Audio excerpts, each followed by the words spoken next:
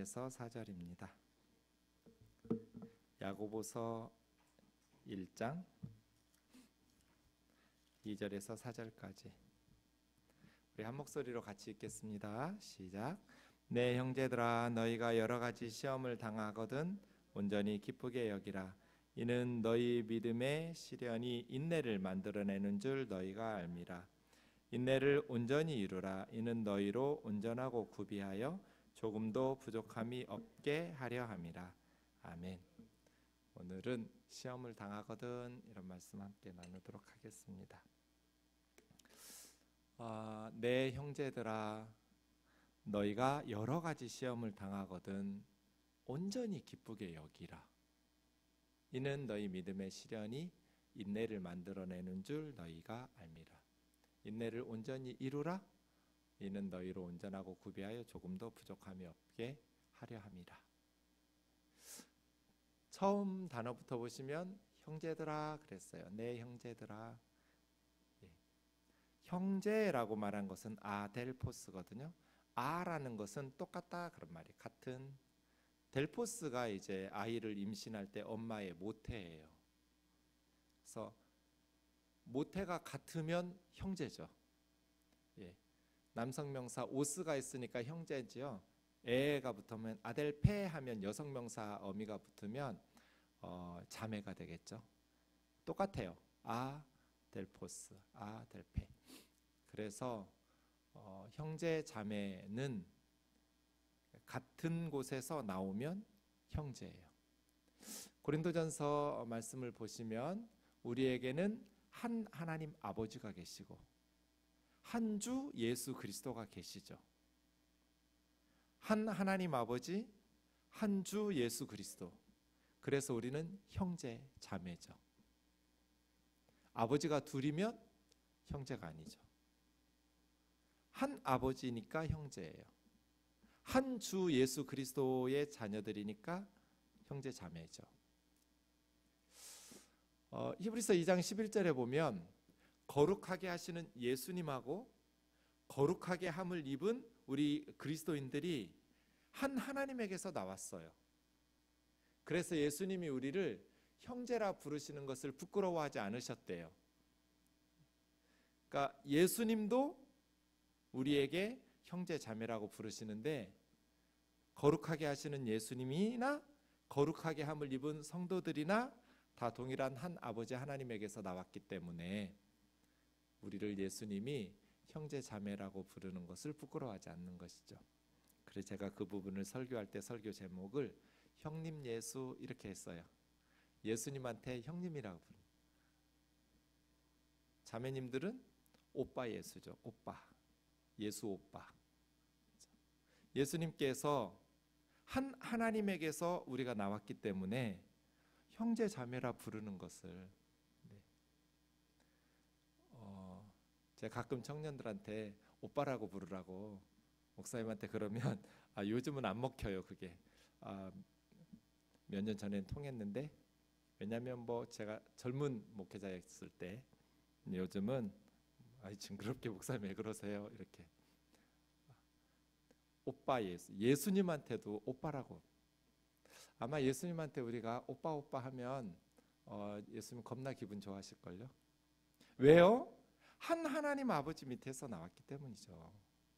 한 분 하나님에게서 나왔기 때문에 내 형제들아, 제자들아, 자녀들아, 아이들아 아니에요. 내 형제들아. 야고보 장로님은 예수님의 친동생인데 예루살렘 교회 지도자거든요. 영적 거인이에요. 낙타 무릎이 될 때까지 기도에 힘썼던 내 형제들아. 교회가 너무 직분을 가지고 하니까 이게 위계 질서가 있고 거리감이 느껴진다 이런 생각 들 때가 있어요. 목사님, 장로님, 뭐 집사님, 권사님 좋은데 가끔은 그냥 형님, 동생 하고 싶을 때가 있죠. 형제들아, 내 형제다. 굉장히 따뜻한 말이에요. 내 형제들아, 너희가 여러 가지 시험을 당하거든. 시험이라고 번역한 이 단어는 시험, 시련, 고난 이런 뜻도 있고 유혹, 죄를 짓게 만드는 temptation 이런 뜻도 있어요. 그래서 이제 1장 13절 이후에 보면 같은 단어인데 유혹이라는 단어로 번역했어요. 두 가지 뜻이 있거든요. 문맥에 따라서 선택해야겠죠. 네. 죄의 유혹을 당하거든 기쁘게 여기라 이럴 수는 않죠. 시련이죠. 시련. 그런데 시험, 이 고난과 시련은 여러 종류가 있어요. 막 여러 종류의 시련과 고난이 동시다발적으로 찾아올 때 참 많죠. 그죠? 여러 가지 시험. 한 산을 넘었다 싶으면 또 다른 어려움이, 한 산을 넘었다 싶으면 또 다른 고난이, 참 다양한 여러 가지 시험이 있어요. 그리스도인들은 이 고난과 시련에서 면제가 아니에요. 성경은 한 번도 그런 약속을 하신 적이 없어요. 세상에서 너희가 환난을 당할 것이다. 그러나 담대하라, 내가 세상을 이겼노라. 이게 예수님의 약속이지, 너희가 신앙생활 잘하면, 기도 열심히 하고 굳건한 믿음으로 살면 환난이 없을 거야, 시련과 어려움이 없을 거야. 성경은 한 번도 이렇게 말씀하신 적이 없어요. 여러 가지 시험을 당하거든, 당하라가 아니에요. 고난과 시련을 찾아다닐 필요는 없죠. 근데 살다 보면 당해요. 그렇게 당하거든 온전히 기쁘게 여기라예요. 온전히 기쁘게, 이 단어는 파스카라거든요. 파스라는 말이 all이에요. 모든, 카라는 기쁨이니까 all joy예요. 모든 기쁨으로. 그러니까 조금만 기뻐하는 게 아니라 그냥 온전한 기쁨이에요. 고난과 시련을 어떻게 기뻐해요? 그건 슬픔이고 고통인데.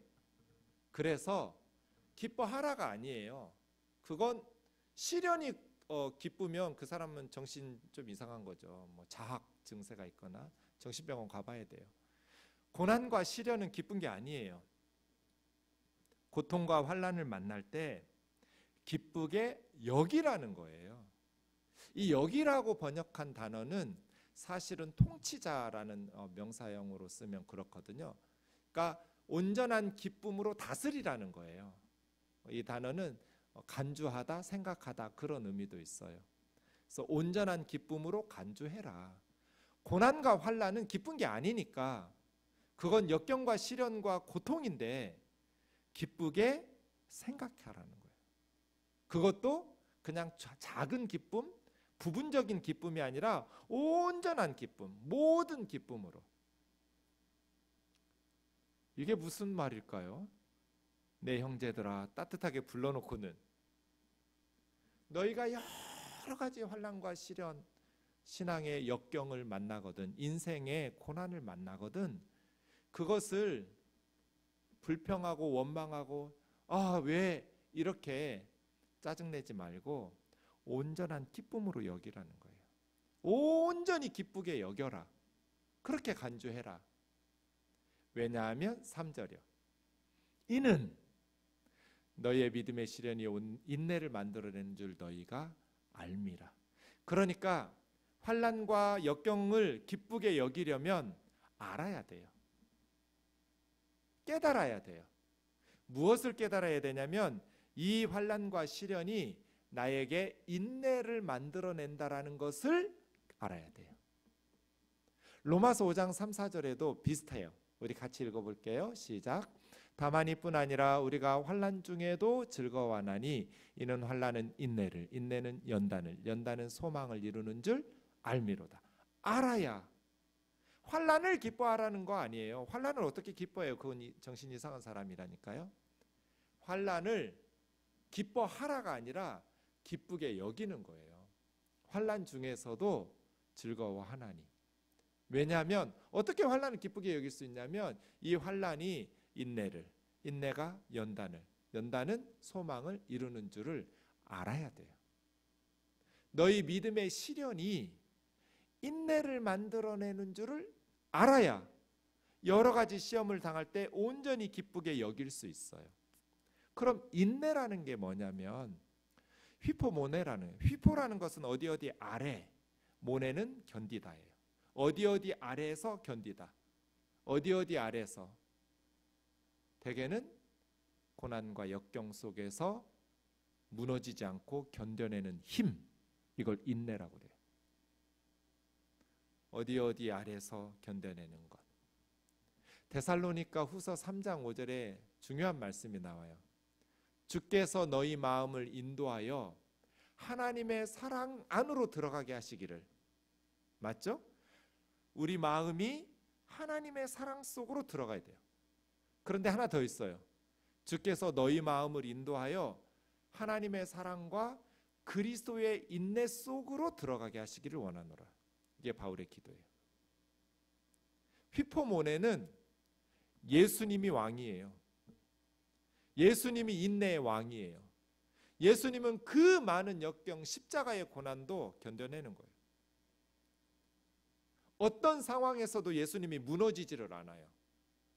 그런 힘, 그걸 인내라고 해요. 참고 견뎌내는, 고난 속에서도 무너지지 않는 내적인 힘 말이에요. 견뎌내는 것. 어떤 상황에서도 주저앉지 않고 버텨낼 수 있는 힘, 인내, 휘포모네. 주께서 저와 여러분의 마음을 인도하셔서 하나님의 사랑 속으로, 그리고 그리스도의 인내 속으로 들어가게 하시기를 원합니다. 우리가 그리스도의 인내를 배워야 돼요. 그런데 이 인내는 저절로 길러질 수가 없어요. 구원은 은혜로 공짜로 받아요. 그런데 영적인 성숙은 수업료를 내야 돼요. 성숙한 그리스도인이 되는 것, 인생에 있어서나 신앙에 있어서나 이 영적인 힘을 가지는 것,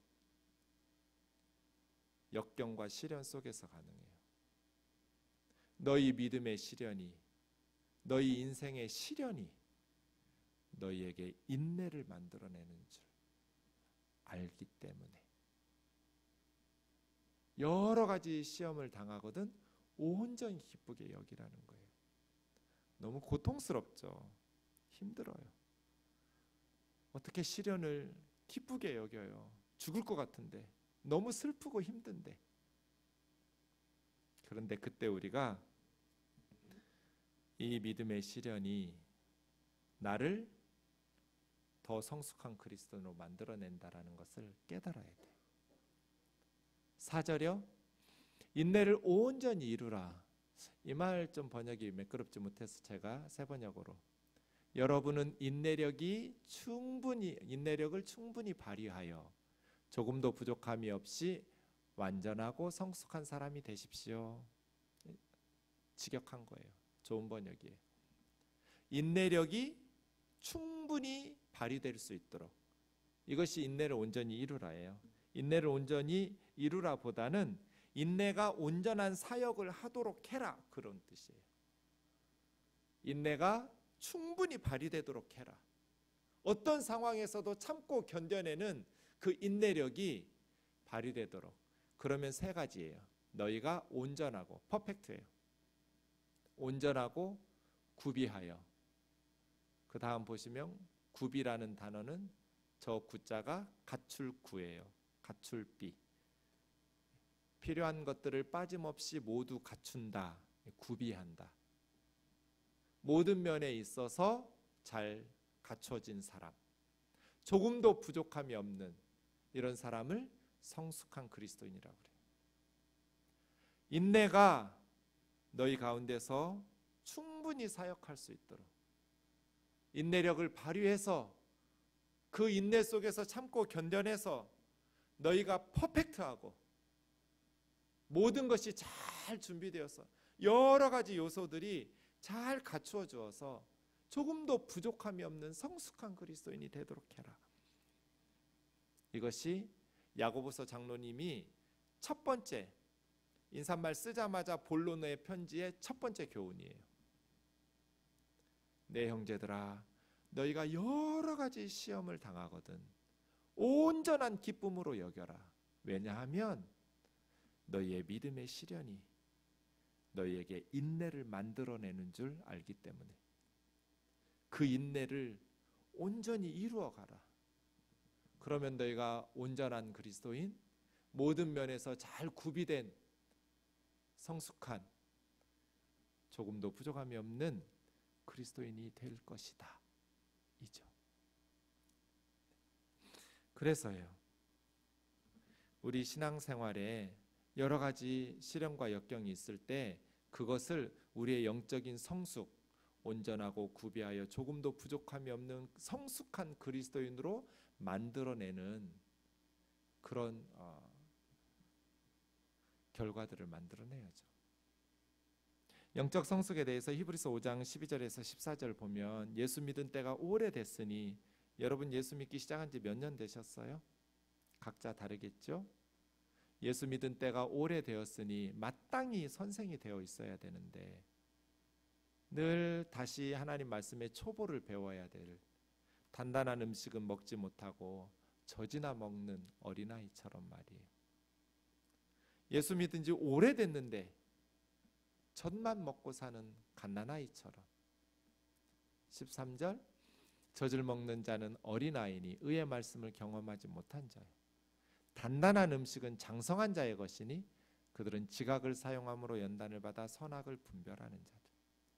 예수 믿은 시간이 지나면 이제 영적으로 성숙해져서 선악을 분별하고 장성한 분량에 이르러야 되거든요. 근데 예수 믿는 횟수는 오래되어 가는데 영적으로 자라나지를 못하는 거예요. 성숙한 그리스도인이 되지 못하고 계속 젖만 먹어요. 저는 이것이 한국교회의 가장 큰 문제라고 봐요. 성숙한 그리스도인이 없어요, 교회 안에. 예수 믿은 지는 오래됐어요. 그런데 영적인 분별력도 없고 계속 젖만 먹어 장성하지 못하는 것이 문제인 것 같아요. 고린도전서 13장 11절 그 사랑장에서 사도 바울은 내가 어렸을 때는 말하는 것도 어린아이처럼 유치했고 깨닫는 것도 어린아이와 같이 유치했고 생각하는 것도 어린아이같이 유치했었다고. 그러나 장성한 사람이 되어서는 어린아이와 같은 그런 유치한 짓을 버렸다.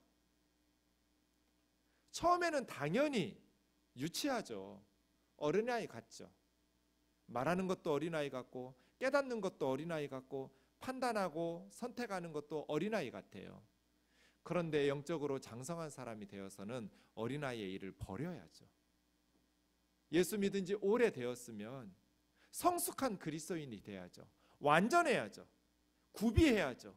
조금도 부족함이 없어야죠. 그런데 예수 믿은 때가 오래되었는데도 너무나 유치해요. 말하는 게 유치하고 생각하는 것이 유치하고 어린애 같아요. 직분만 높아져요. 신앙생활 오래 하니. 목사 되고 장로 되고 권사 되지만 너무나 유치해요. 자라나지 못하는, 계속 젖만 먹어야 되는, 장성하지 못하는, 이것이 우리 한국교회의 문제 같아요. 그래서예요. 시편 119편 71절에 보면 고난 당하는 것이 내게 유익이었다고. 왜요? 그 믿음의 시련이 우리를 인내를 만들어내서 완전하고 구비하여 조금도 부족함이 없는 성숙한 그리스도인으로. 고난이 유익해요. 그래서 우리의 시련은 신앙생활에 있어서 불필요한 장애물이 아니에요. 영적인 성숙으로 나아가는 정상적 코스라는 것을 기억해야 돼요.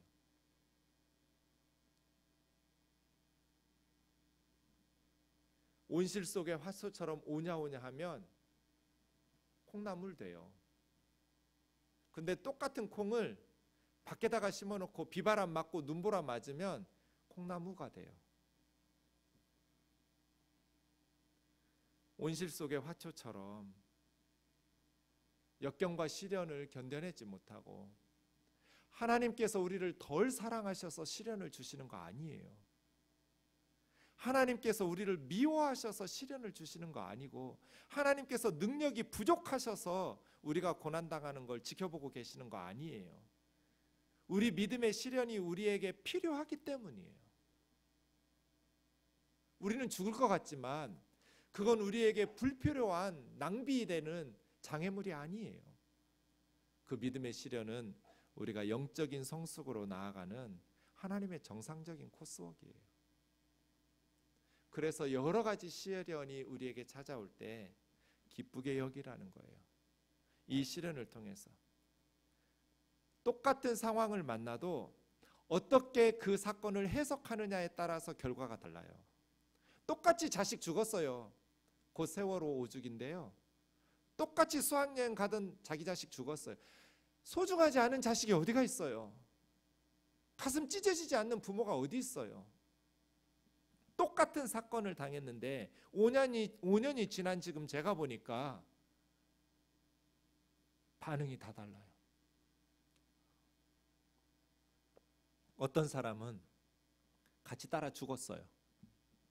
그걸 견뎌내지 못하고. 어떤 부모는 그 가슴 찢어지는 사건을 통해서 인생이 달라졌어요. 더 성숙한 그리스도인이 됐어요.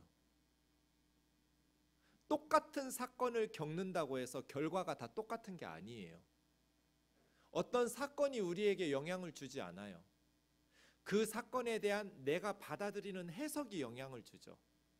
이 사건을 어떻게 해석하느냐. 여러 가지 시련이 있는데 그 시련을 내가 어떻게 해석해서 받아들이느냐에 따라서 결과가 달라져요. 믿음의 시련이 기쁘게 여기고 그것이 나에게 인내를, 하나님 앞에 내가 훈련받을 부분이 있구나, 온전한 그리스도인으로 구비하여 조금도 부족함이 없는 그리스도인으로, 성숙한 그리스도인으로 훈련되라는 사인이구나 라고 생각하고 입에서 단내가 나지만 견뎌내고 참고 하나님 앞에 더 가까이 나아가서 기도하고 말씀에 귀 기울여서 고난이 내게 유익이다 이로 말미암아 내가 주의 율례를 배우게 되었다고. 하나님의 말씀은 그렇게 배우는 거거든요. 고난 속에서, 경험 속에서 하나님의 말씀이 이런 뜻이었구나를 그때 배워요. 그래서 고난이 유익이에요. 얼마만큼 우리가 성숙한 그리스도인이 돼야 되냐면 골로새서 1장 28절 29절 보면 바울 선교팀의 목표가 나와요. 우리가 예수 그리스도를 전파하여 각 사람을 권하고 각 사람에게 모든 지혜를 총동원해서 가르치는 이유는 각 사람을 그리스도 안에서 완전한 자로 세우려 함이니. 저 완전 말이에요.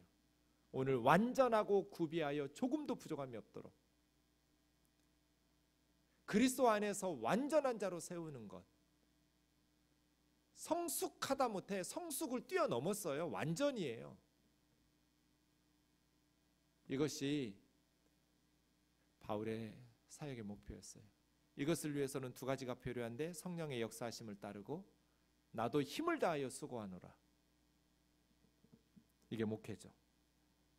사랑하는 형제 자매 여러분, 저와 여러분 삶 가운데 찾아오는 여러 가지 고난, 시련, 그것을 불평하고 짜증내고 그 속에서 주저앉고 무너지지 말고 견뎌내는 휘포모네, 그 아래서 견뎌내는, 굳게 서서 이겨내는 인내, 어떤 상황에서도 쉽게 무너지지 않는 영적인 힘, 내적인 힘 말이에요. 그걸 인내라고 그래요. 그 인내를 길러낼 수 있기를 주의 이름으로 축원합니다. 저희 형제가 5이에요. 제가 넷째인데요. 제 바로 위에 셋째 누나가 미얀마 선교사인데 우리 5 형제 중에 제일 성숙해요. 급이 달라요. 그냥 해탈한 것 같아요. 저보다 3살밖에 더 많지 않은데 어떻게 그런 성숙한 그리스도인이 되었을까요? 31살에 남편이 죽었어요. 위암으로. 2살, 3살, 5살 세 아이를 남겨놓고 목사였던 남편이 갑자기 위암으로 죽었어요. 그 다음 저희 누나가 어떻게 살았겠어요? 지옥을 겪었어요. 하늘이 무너지고 땅이 꺼지는 것을 경험했어요. 그 속에서 하나님 붙잡고 일어섰어요. 그래서 우리들하고는 급이 달라요. 그냥 생각하는 게 달라요. 성숙해요. 위로하는 게 달라요. 말하는 게 달라요.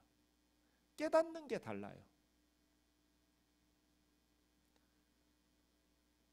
누가 그런 고난을 원해요? 누가 그런 시련을 기뻐할 수 있어요? 하지만 그런 일을 당했을 때 기쁘게 여겨라. 그래서 거기서 무너지지 말고 인내를 이루어내라. 완전하고 구비하여 조금도 부족함이 없는 성숙한 그리스도인으로 너희 자신을 세워가라. 그러면 정말 많은 사람들을 유익하게 하는 하나님의 일꾼이 돼요. 우리 생동교회에 그런 성숙한 그리스도인이 많아지기를 주의 이름으로 축원합니다. 우리 같이 찬양하고 기도하겠습니다.